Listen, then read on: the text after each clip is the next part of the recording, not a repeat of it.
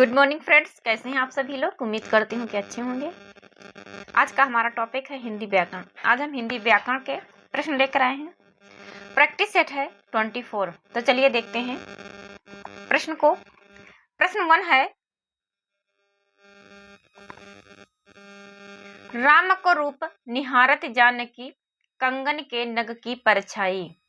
यानी कि राम के रूप को जानकी यानी कि माता सीता कंगन के नग की परछाई में देख रही हैं। राम को रूप निहारत जानकी कंगन के नग की परछाई पंक्ति में कौन सा रस है। ए है वात्सल्य रस, बी है श्रृंगार रस, सी है अद्भुत रस या फिर डी है शांत रस। तो प्रश्न 1 का सही आंसर आप लोग करिए। तो प्रश्न 1 का सही आंसर है बी। इसमें कौन सा रस है, तो इसमें श्रृंगार रस है, क्योंकि सीता जी राम के रूप को अपने कंगन के नग की परछाई में देख रही हैं। चलिए बढ़ते हैं अगले प्रश्न की तरफ। अगला प्रश्न है प्रश्न 2। प्रश्न 2 है कि निम्नलिखित पंक्तियों में कौन सा रस है, यानी निम्नलिखित पंक्तियों में कौन सा रस है। हे सारथे हे द्रोण क्या देवेंद्र भी आकर खड़े, है खेल छत्री बालकों यह व्यूह भेदन पर लड़े, मैं सत्य कहता हूँ सखे सुकुमार मत जानो मुझे, यमराज से भी युद्ध में प्रस्तुत सदा मानो मुझे। इसमें कौन सा रस है, यानी इन पंक्तियों में कौन सा रस है, आप लोगों को वो रस पहचानना है। 4 ऑप्शन दिए गए हैं, 3 ऑप्शन गलत हैं, 1 ऑप्शन सही है। जो ऑप्शन सही है उसे टिक करिए। ए है वीर रस, बी है श्रृंगार रस, सी है भयानक रस या फिर डी है करुण रस। तो प्रश्न 2 का सही आंसर, हे सारथे हे द्रोण क्या देवेंद्र भी आकर अड़े, है खेल छत्री बालकों का व्यूह भेदन पर लड़े, मैं सत्य कहता हूँ सके सुकुमार मत जानो मुझे, यमराज से भी युद्ध में प्रस्तुत सदा मानो मुझे। इन पंक्तियों में रस है, तो इस पंक्तियों में वीर रस है। कौन सा रस है, तो इसमें वीर रस है। ए क्लास सभी एग्जाम के लिए अत्यंत महत्वपूर्ण है, चाहे वो टीचिंग का एग्जाम हो या अदर एग्जाम हो, सभी के लिए अत्यंत महत्वपूर्ण है, क्योंकि व्याकरण हर जगह पूछी जाती है और इसी तरह के प्रश्न बनते हैं। बढ़ते हैं अगले प्रश्न की तरफ। अगला प्रश्न है प्रश्न 2। प्रश्न 3 है, कबहु को हो यही रहन रहोंगो, श्री रघुनाथ कृपालु कृपाते संत स्वभाव गहोंगो, जथा लाभ संतोष सदा काहू सो कछ न कहों चहोंगो, परहित निरत निरंतर मन क्रम वचन नेम निम होंगो। उपरोक्त पंक्तियों में कौन सा रस है। ए है भयानक रस, बी है वीर रस, सी है रौद्र रस या फिर डी है शांत रस। तो इन पंक्तियों में कौन सा रस है। प्रश्न 3 का सही आंसर करिए। तो इसमें है शांत रस। कौन सा रस है, तो इसमें है शांत रस। चलिए बढ़ते हैं अगले प्रश्न की तरफ। अगला प्रश्न है प्रश्न 4। प्रश्न 4 है कि बोली का क्षेत्र, यानी बोली का क्षेत्र थोड़ा विकसित हो जाता है और उसमें साहित्य की रचना होने पर क्या बन जाती है। ए है ब्रज भाषा, बी है उपभाषा, सी है लिपि या फिर डी है क्षेत्रीय रूप। तो बोली का क्षेत्र यानी कि बोली सीमित क्षेत्र में बोली जाती है। बोली का क्षेत्र जब थोड़ा विकसित हो जाता है और उसमें साहित्य की रचना होने लगती है तो वह क्या बन जाती है। प्रश्न 4 का सही आंसर है बी, वह उपभाषा बन जाती है। बढ़ते हैं अगले प्रश्न की तरफ। अगला प्रश्न है प्रश्न 5। प्रश्न 5 है कि आधुनिक भारतीय भाषाओं का विकास किससे जुड़ा है। ए है अपभ्रंश, बी है अवधि, सी है खड़ी बोली या फिर डी है ब्रज भाषा। तो प्रश्न 5 आधुनिक भारतीय भाषाओं का विकास किससे जुड़ा है, इसका सही आंसर है ए अपभ्रंश से जुड़ा है।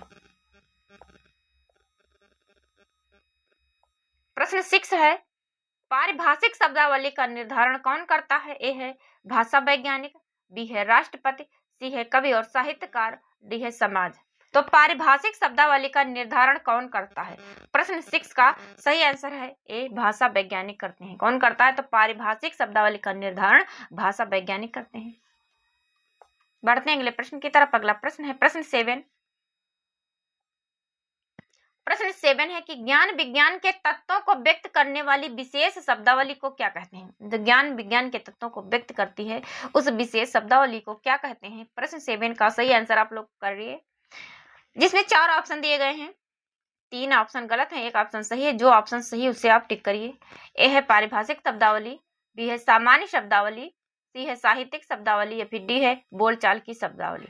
तो प्रश्न 7 का सही आंसर है ए पारिभाषिक शब्दावली। बढ़ते हैं अगले प्रश्न की तरफ। अगला प्रश्न है प्रश्न 8, रहीमन पानी राखिए बिन पानी सब सून, पानी गए न उबरे मोती मानुष चून। इस दोहे में कौन सा अलंकार है, आप लोगों को अलंकार पहचानना है। तो प्रश्न 8 का सही आंसर है डी, इसमें श्लेष अलंकार है। कौन सा अलंकार है, तो इसमें श्लेष अलंकार है। प्रश्न 9 है कूलन में, केल में, कछारन में, कुंजन में, क्यारिन में, कलित कलीन किलकंत हैं। इस वाक्य में, इस काव्य पंक्ति में कौन सा अलंकार है। ए है अनुप्रास अलंकार, बी है रूपक अलंकार, सी है यमक अलंकार, फिर डी है श्लेष अलंकार। तो कूलन में, केली में, कछारन में, कुंजन में, क्यारिन में, कलित कलीन किलकंत हैं। इस काव्य में कौन सी पंक्ति है। इस काव्य पंक्ति में कौन सा अलंकार है। तो यहाँ का वर्ण की बार बार आवृत्ति हुई है। यहाँ पर भी का है, यहाँ पर भी का है, यहाँ पर भी का है, क्योंकि यहाँ पर का वर्ण की बार बार आवृत्ति हुई है। जहां पर का एक ही वर्ण की बार बार आवृत्ति होती है वहां पर अनुप्रास अलंकार होता है। अगला प्रश्न है प्रश्न 10, रुक्मणी परिणय प्रद्युम्न विजय किसकी रचना है। ए है हरिऔध, बी है मैथिली शरण गुप्त, सी है श्रीधर पाठक, डी है जगन्नाथ दास रत्नाकर। तो रुक्मणी परिणय प्रद्युम्न किसकी रचना है, तो यह रचना है हरिऔध की। अयोध्या सिंह उपाध्याय हरिऔध की रचना है। प्रश्न 11, कांटा का विशेषण क्या होगा। ए है कंटीला, बी है कांट, सी है कंटकीर्ण, डी है कंटक। तो प्रश्न 11 का सही आंसर यानी कि कांटा का विशेषण कौन सा होगा, तो इसका सही आंसर है ए कंटीला होगा। कांटा का विशेषण कंटीला होता है। प्रश्न 12 है कि निम्नलिखित में से कौन सा शब्द भाषण के लिए उपयुक्त विशेषण होगा, यानी भाषण के लिए उपयुक्त विशेषण होगा। ये है कड़कड़ाती, बी है तेज, सी है ओजस्वी या फिर डी है तेजस्वी। तो प्रश्न 12 का सही आंसर है सी ओजस्वी। बढ़ते हैं अगले प्रश्न की तरफ। अगला प्रश्न है प्रश्न 13। प्रश्न 13 है कि कौन सा शब्द स्त्रीलिंग है। 4 ऑप्शन दिए गए हैं, एक स्त्रीलिंग है, बाकी पुल्लिंग है। आप लोगों को ओ शब्द पहचानना है जो स्त्रीलिंग शब्द है। ए है छाछ, बी है तिल, सी है काढ़ा, डी है टेसू। तो कौन सा शब्द स्त्रीलिंग है। तिल होता है, काढ़ा पिया जाता है, टेसू होता है, छाछ पी जाती है। इसका सही आंसर है ए छाछ। छाछ स्त्रीलिंग है क्योंकि छाछ पी जाती है। प्रश्न 14 है आपके घर मैं स्वयं आया था। रेखांकित शब्द है स्वयं आया था। इस वाक्य में अधोरेखित शब्दों का सर्वनाम का प्रकार लिखिए। ए है निश्चयवाचक सर्वनाम, बी है अनिश्चयवाचक सर्वनाम, सी है संबंधवाचक सर्वनाम या फिर डी है निजवाचक सर्वनाम। इसमें कौन सा सर्वनाम है आप लोगों को ये पहचानना है। मैं आपके घर स्वयं, जहाँ आप स्वयं जैसे शब्द हो वहां पर अपने आप को व्यक्त करना हो वहां पर निजवाचक सर्वनाम होता है। कौन सा सर्वनाम होता है, तो निजवाचक सर्वनाम होता है। यानी आपके घर मैं स्वयं आया था। इस वाक्य में अधोरेखित शब्द का सर्वनाम का प्रकार लिखिए। तो इसका सही आंसर है डी निजवाचक सर्वनाम। बढ़ते हैं अगले प्रश्न की तरफ। अगला प्रश्न है प्रश्न 15 है अंकुश न मानना मुहावरे का अर्थ क्या है। अंकुश न मानना मुहावरे का अर्थ क्या है। ए है न डरना, बी है खुश हो जाना, सी है पाबंदी लगाना, फिर डी है अपेक्षा करना। तो प्रश्न 15 का सही आंसर है ए न डरना। बढ़ते हैं अगले प्रश्न की तरफ। अगला प्रश्न है प्रश्न 16 यानी अभागा सुख से वंचित रह जाता है के अर्थ के लिए सही लोकोक्ति कौन सी है। यानी अभागा व्यक्ति सुख से वंचित रह जाता है के अर्थ के लिए सही लोकोक्ति कौन सी है। ए है अंधा बतख कीचड़ खाए, बी है अंधा बटेर कीचड़ खाए, सी है अंधा बगुला कीचड़ खाए, या फिर डी है अंधा कबूतर कीचड़ खाए।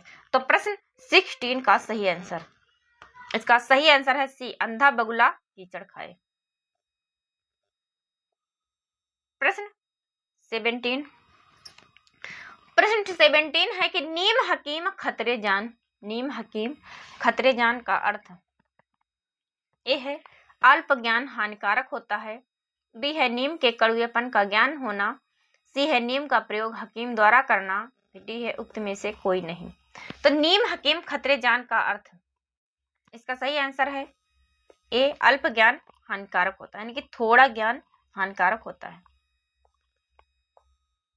अगला प्रश्न है प्रश्न 18, प्रश्न 18 है कि उपाय वही सही होता है जिसका लोहा विरोधी भी माने, इसके लिए सही लोकोक्ति है, यानी उपाय वही सही होता है जिसका लोहा विरोधी भी माने, इसके लिए सही लोकोक्ति है।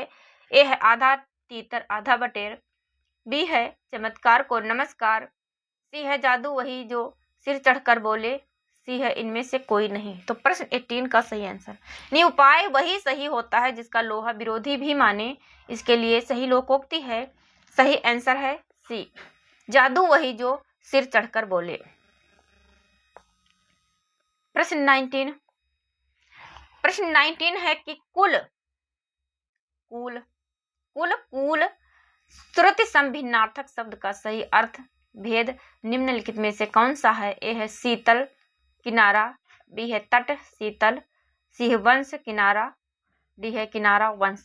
तो कुल और कुल श्रुति संभिन्नार्थक शब्द का सही अर्थ, तो कुल का अर्थ होता है वंश, क्या होता है? तो कुल का अंश, कुल का अर्थ होता है वंश और कुल का अर्थ होता है किनारा। तो इसका सही आंसर है सी, वंश किनारा।